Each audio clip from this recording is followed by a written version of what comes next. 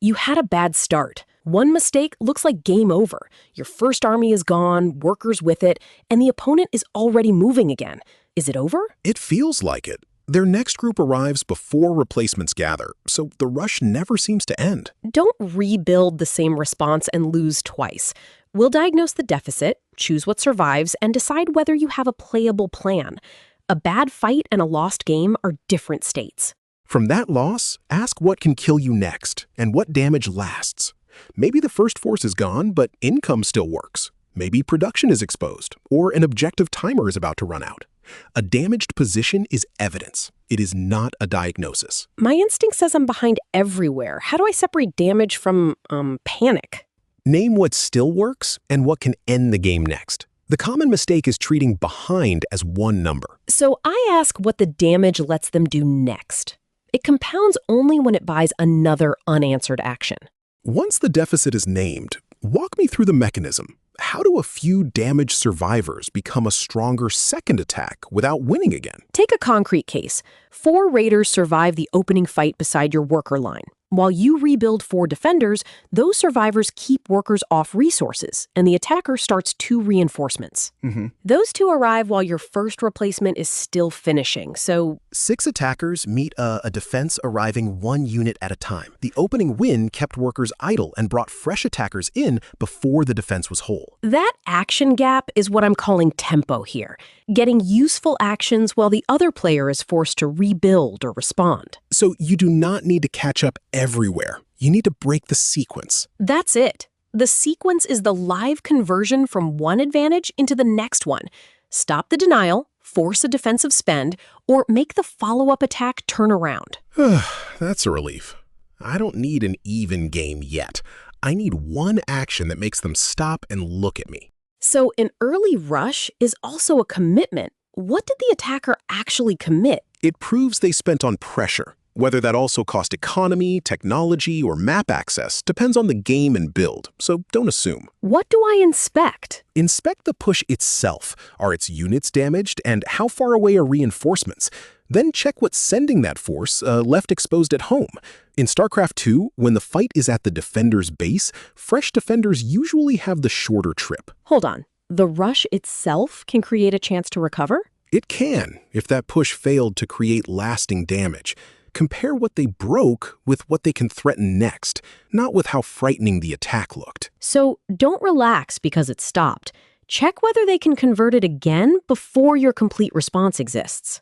Once you see which link can be interrupted, the next problem is triage. If I cannot save the forward position and finish the army, what comes first? Save whatever lets you field one complete response. That's the painful part. I paid for that position. What is giving it up by me? Time. Their army stops to destroy it while your core force gathers. Pull workers who can escape. Finish the reinforcement, and meet at one rally point you can hold. So let it do one last job. Hold their army there while mine gathers. From that triage, saving the army buys a choice, but it does not make the army larger. How do I make a stronger opponent answer without pretending I can win the straight fight? Threaten one vulnerable link. Suppose their main force is pressing your front, while an exposed expansion is funding its reinforcements. Show enough force near its worker line that ignoring you has a real cost. Then leave before the big army catches you. Now they have to decide whether and how to answer. If the forward army turns or splits, its attack loses time. If they ignore the threat, the expansion takes damage. That threat's first job is not to repay every loss. It can interrupt the conversion and buy a window for the defense already underway. The missing reinforcement finishes. Now the defender has a real next move, and payback can wait.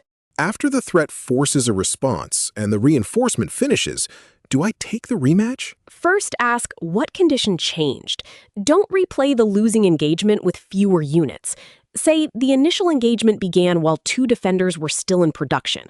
Let an outer building go, finish those units, and meet the push as one group. So the delay isn't passive. It changes how much of my force exists at the moment that matters. Yes, and it doesn't have to make the match equal. One completed reinforcement can make this local fight winnable. Pick the condition you can actually create. Which means recovery does not require an equal fight. It requires a different fight. Now, flip that sequence around. If I'm ahead, should I attack again before they can breathe? First, ask whether the attack lands before a stable defense. If not, consider a gain that survives their answer. Deny an exposed resource, expand safely, or advance technology. That overchase is brutal. You win the exchange, follow the survivors into fresh reinforcements, and turn your lead into the even rematch the defender needed. Very considerate. The largest available gain is not always the best one. Prefer the largest gain that doesn't put the entire lead inside one brittle chase or base dive. Take the gain you can keep. You still own it after the defender answers. After seeing how recovery preserves choices, I think the leader deserves a defense. It still has to be fair to the player who won the opening exchange. Go on. If I earned the lead, the game shouldn't erase it. A bailout can turn clean closing play into endless cleanup. I buy that for a free reset. But what about the opposite extreme? One fight leaves 10 minutes with no meaningful decision. Then the match continues after the uncertainty has ended. Company of Heroes 2 shows the distinction. If a squad survives its retreat, it keeps the veterancy ranks it earned, but the player gives up ground and time and must still reinforce lost squad members. Either side can use it. That's friction, not a refund. Yeah, that can preserve the decision.